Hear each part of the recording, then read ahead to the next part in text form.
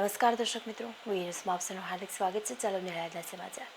નવસારીની રહેવાસી અને ભાવનગરમાં રહીને સ્પર્ધાત્મક પરીક્ષાઓની તૈયારી કરતી યુવતીને લગ્નની લાલચ આપીને બોટાદના યુવકો દ્વારા વારંવાર દુષ્કર્મ આચર્યાની ઘોઘારોડ પોલીસ સ્ટેશનમાં ફરિયાદ નોંધાઈ.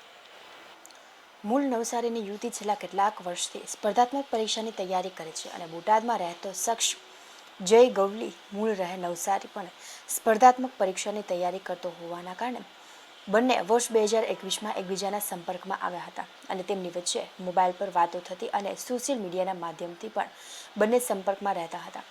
આથી બંને વચ્ચેના સંપર્ક વધુ ગાઢ બનતા આરોપી જયે યુવતીને તે લગ્ન કરશે તેવી લાલચ આપી હતી અને તે યુવતીને ભાવનગરમાં આવેલ હોટલમાં લઈ ગયો હતો અને તેણે યુવતીની મરજી વિરુદ્ધ સંબંધ બાંધ્યો હતો અને આરોપીએ યુવતીના બીભત્સ ફોટોગ્રાફ્સ પણ મેળવ્યા હતા અને તે યુવતીને સંબંધ બાંધવા માટે મજબૂર કરતો હતો.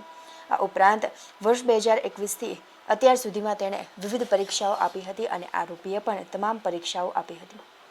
પરીક્ષા આપવા માટે તે રાજકોટ, અમદાવાદ, ગાંધીનગર, વડોદરા અને સુરેન્દ્રનગર શહેરના વિવિધ સ્પર્ધાત્મક પરીક્ષા આપવા માટે ગયા હતા. તમામ પરીક્ષા વખતે આરોપી જય જે તે સિટીમાં હોટલ બુક કરતો હતો અને યુવતીને હોટલમાં સાથે લઈ જઈ ત્યાં પણ તેણે દુષ્કર્મ આચર્યું હતું.